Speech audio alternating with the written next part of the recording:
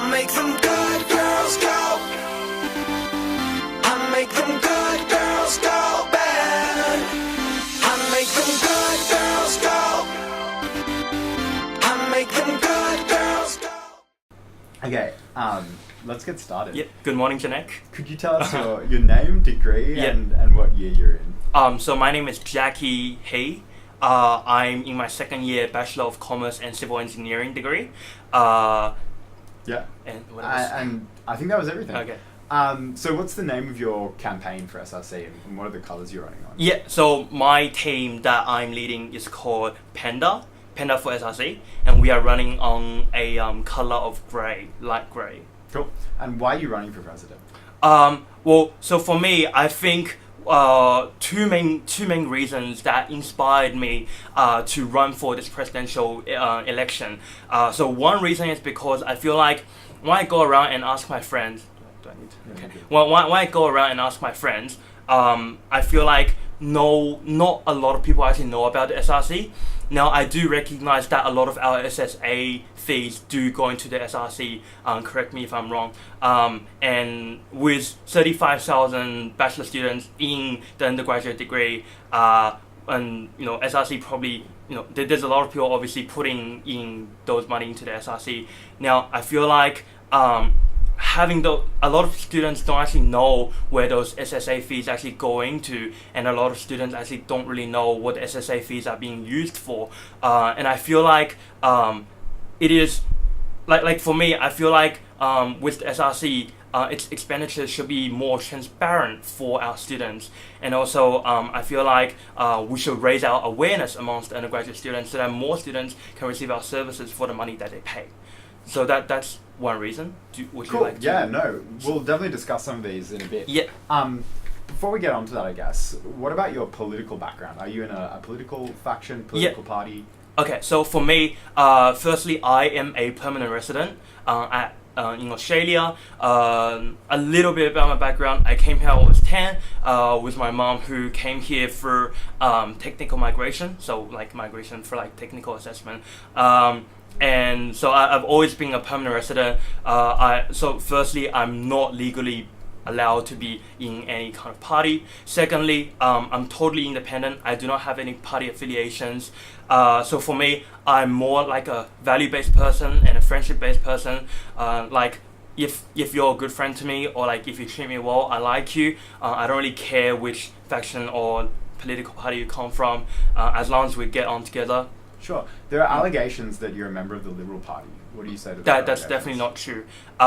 If there are allegations like that, I can tell you right now that in 2016, I was campaigning for a Labour left candidate, and also I'm good friend with a Cobra member of Labour who came to my high school as well, and also I'm also a personal big fan of Bob Carr, who's also in Labour. So sure. there will be people saying, like I come from Labour, Liberal, I don't know, but like obviously for me, I just feel like, hey, look, this person, I like his values. That person, I like his friendship, and that's why I'll be like, I'll. So would it be right to say one of the people whose values you like is Heng Ji-sung? Hanjie has been my friend. Yes. We are we are good friends, but haven't been too close. Yeah. What about Heng Ji's involvement in the Panda campaign this year? Yeah. So Hanjie wouldn't be taking a very big role with the Panda campaign. Last year, he did take a very big role in becoming the campaign manager for the 2017 Panda election, as you would have known. This year, he would take very minimal role, perhaps just campaigning for me. That's about it. Okay. Yeah. How would you describe, I guess, your political views then? Well, so for me, so like how I was saying, like when you were asking me the question about why you're running for presidency, there's that second reason, which I think is about international student activism. I think what I really love about the University of Sydney Student Representative Council is that we have that kind of activism that allows people from perhaps a disadvantaged background to actually raise their voice and be and tell people, look, this is what we are, then this is what we stand for. with the international student community, I believe that there's been increasingly more awareness towards that sector of our school community. But for me, if you're asking about political views, I can't classify that as a political view, but more like I feel like international students should, they pay 4 times as much as school fee, and they probably endure more mental stress than anyone else. And I feel like their place in the school should be more appreciated, and there should be more events that are more related to international students being held. Okay, sure. You must be able to categorize, I guess, some basic political beliefs you have. So, I mean, for example, do you think tax should be higher or lower? I mean, I'm not too involved with corporate. Being an engineering student, I'm not too sure about like the tax and all these things. Sure. So from an engineering point of view, do you think we should build more public transport or more roads? I feel like we need better public transport. So for me, obviously, as we have seen during the past few weeks, that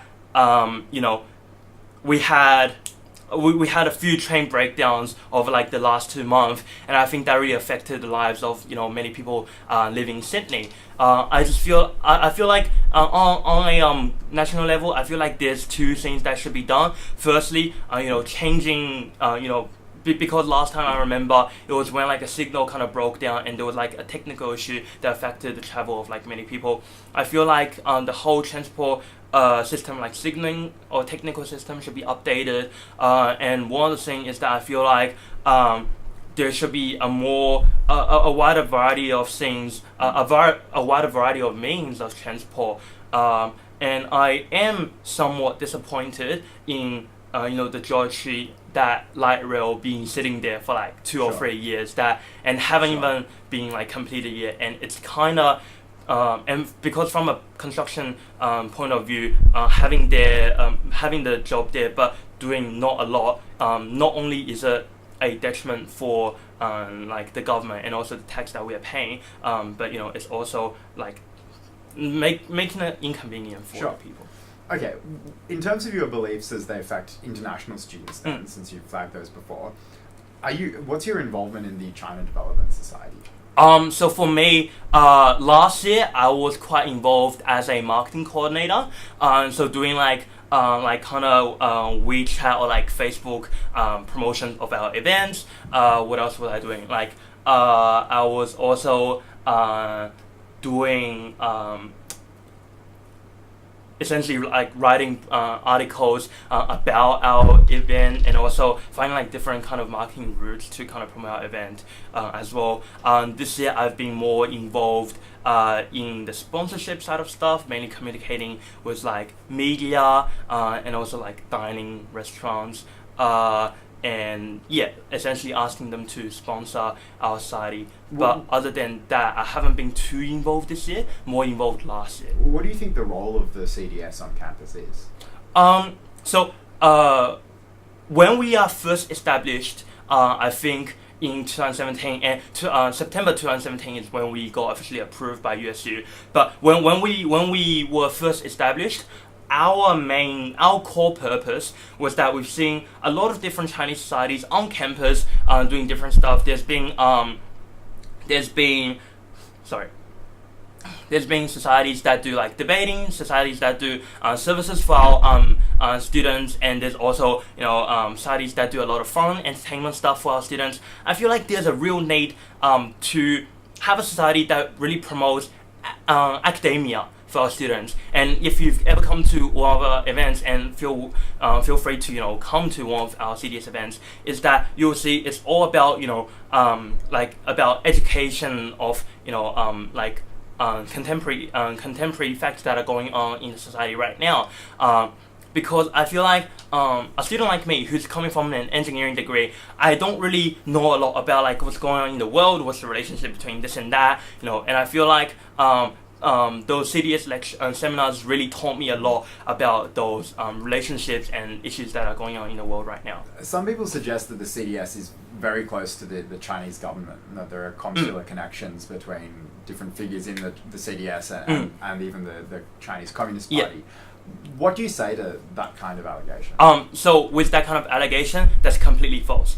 We are not associated with the Communist Party in any kind of way. You can even ask around all our members in the China Development Society. No one is really involved with the Communist Party. So obviously, growing up in China, and obviously China is a communist country, there will be some that would infer. Just by nature that because you come from China, then you might have that possibility of being a communist. We are very neutral. The only thing that we really do care about is to kind of educate our Chinese students about issues on the world, leadership, all that, and help them to become future leaders of the of the world. But we are not affiliated with the Communist Party in any kind of way. Okay, so speaking about your views on world issues, yes, do you think that Tibet is entitled to independence from China? It's very controversial. I wouldn't say I've been watching on that issue too deeply. But one thing I do believe in is that all humans are equal, and we all have our independency and our freedom to think about our positions, very very independently.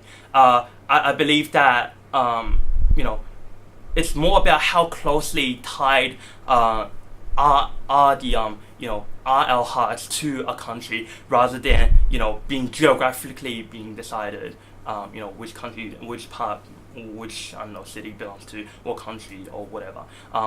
For example, I'm probably born in China, but I'm probably more culturally associated with Australia, because after all, I have been growing up in Australia for a long time. So I don't like, many people's view will be different on that, and I haven't looked into that issue very deeply. I might do some more research on that and probably All right. Switching focus now to the SRC itself. Great. What do you think the most important role of the SRC is? Service.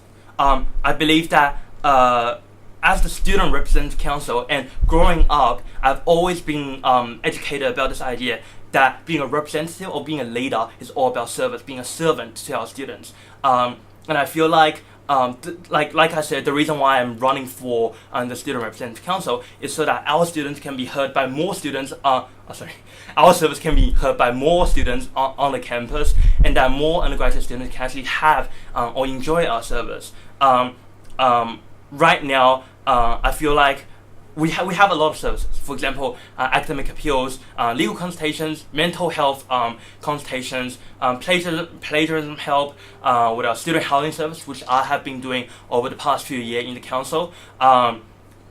These are all very, very valuable resources that our students can get help from, and I just feel like it's all about service. Yeah. So, really. So how would you, if you want to make these services better known, how would you increase their profile? So I feel like something that we should do, because we have all these good services, and we have a lot of strategies being implemented this year about having stores on the campus, having awareness days, awareness weeks that we can promote to our students about our service. But I feel like what really attracts, what really helps with promotion is firstly to attract the students to come to know about the SRC. So maybe something like having a something more functional, like for example having a welcome party for our undergraduate students, or having a new student seminar, like giving our student advices about how you're able to progress through uni, what kind of leadership position you should be able to take, academic advisors, things like that. That would really attract our students to say, okay, look, I know about the SRC, and I know what kind of help I can get from there. Because after all, welcome parties and those seminars are really useful things that would really attract our students. And through these events, I think it will be a good way for them to know about us. What about the SRC's activist role? Yes. Sorry for interrupting. Please.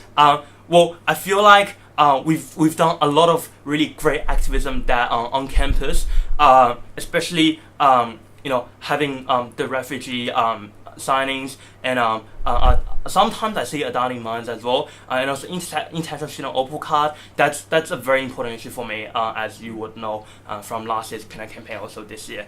So one of my policy is definitely to push for the international student Opal card even more. And over the last, just deviating from topic a little bit. Last week, my teammates from Panda, we went to the Parliament House, handed in the petition to I think it's the member of sorry, I can't remember, but Jenny yes. Leong presented it in the House in the I can't remember the name quite well, but yes. So we essentially handed in the petition to the Parliament, and I think that was a very landmark achievement for us because after signing petitions, and as you would know, earlier in the year we've had petition signings and stores on the campus on East Avenue, and we've had it for about 2 or 3 times. Held a few different for example, international race, or the stores, promoting awareness. We've put in all that effort, and it's kind of like, our effort have finally come to a landmark achievement. So how do you think the service side of the SRC coexists with the activist side? You've got a limited budget, you have to spend it differently. How are you going to have parties and welcome events alongside good campaigns like the International Student Opal Card Concession? So can I repeat the question again? So you're asking how does the service welcome parties coexist with the activism? Particularly if you're going to presumably put a lot of budget into things like publicity events, welcome parties, like orientation week, like events that presumably don't actually themselves offer a service or aren't themselves about activism, but are just designed to increase profile. How are you going to make funds for that and keep up things like activism and services on the side? Well, I've definitely thought about it, and am I allowed to say the SRC budget in the interview? Yeah, sure. Okay. So I've been very aware of so we have one of those SRC groups, like OB groups on Facebook, and I saw the budget, and this year we are left with a surplus of about $200 or so, which is quite minimal if you want to do any kind of big event or even campaigning. I feel so 2 ways. One of the way is to find sponsorship. Having well-known companies coming in. For example, we know that a lot of our students really want to work for particular organizations. For example, in the financial industry. For example, in the law industry, and so on. And Student Representative Council, being a very major part of the University of Sydney, can provide that kind of platform for those companies who are looking for employees, talented students as their employees, and also for the students to kind of know about the company. Do you really think that major, often conservative companies are going to sponsor an organization that has historically and continues to be very radical? Well, for me, I feel like that's more a bit technical on the side of sponsorship. I just feel like sponsorship is all about providing value. So say for example, they can look for talented students on the campus, and that our students appreciate having those companies. Well, sure, they can do that, but whether they will do it and direct those funds to the SRC, professionals at the university, and get them to make decisions, it's a representative body. You want to turn it into something like the USU, like a service provider. Why do you want to do that? Well, because I think USU is more, it's more heavily on the on clubs and societies. As we know, its main responsibility is the clubs and societies, and other than that, it's providing more, kind of fun stuff. Raising awareness for our students. But I believe that Student Representative Council take a different role in that. We care more about helping out students in their daily necessity and all that. How we sometimes would provide students from poorer family backgrounds with fundings, right? That's a sign of helping students. And I think if we can provide students from poorer family background with fundings, why can't we have fundings to help all the students? Sure. I mean, I guess on that point, a lot of your policies offer general services, whereas in the past the SRC's casework and even its bursaries have been targeted. So the SRC is focused on people in need. Aren't you effectively just offering welfare to people who probably don't need it, to students who are really well off? It kind of comes back to the point of like I think it's kind of like you have if say for example you have like 100 people who need to be fed, and you have like amongst the 100 people you only have 10 people who doesn't need to be fed, and like your food has to be distributed to them. Would you just not provide them with the food? I still think that there's like a very vast majority of the students at our campus aren't very well off. Like for example, me, I come from a working class family.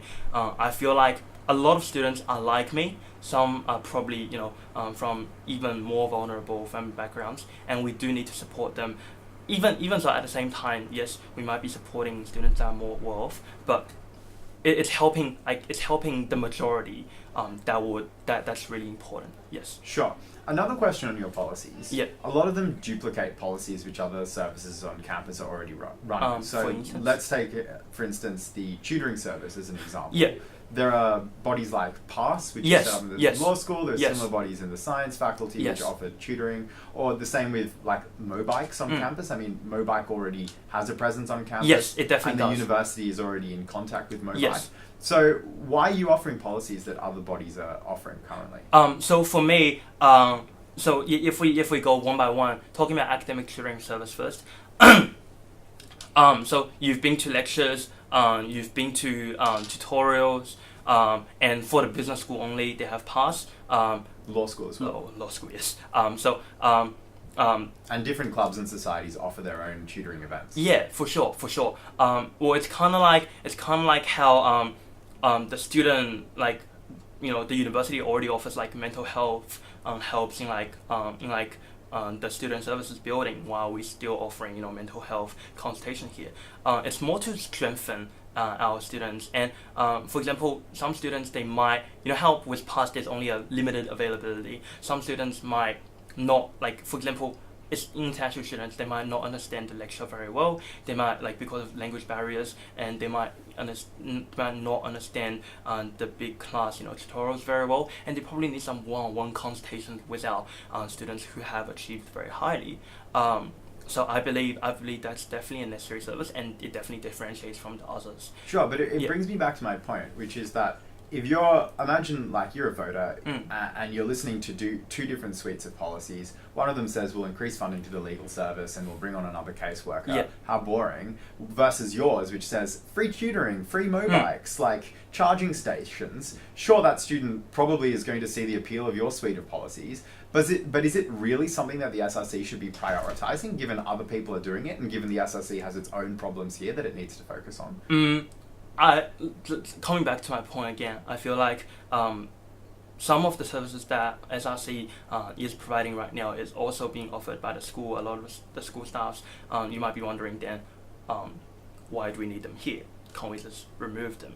Well, what kind of services does the SRC well, offer? so for example, mental health, that's definitely one, right? And also with student housing, there's professional student housing services on campus that students can consult with, or even with the legal side of things, they can ask the counselors at the university. So like, the student representative council is really there to strengthen that service for the students, that when students can't perhaps find, because all our services are kind of here. You go to a front desk and you ask, hey look, I'm in a bit of trouble right now, can you help me? Right? They probably don't know which specific department they should go to for specific purposes, but if they come to SRC, we can always help them.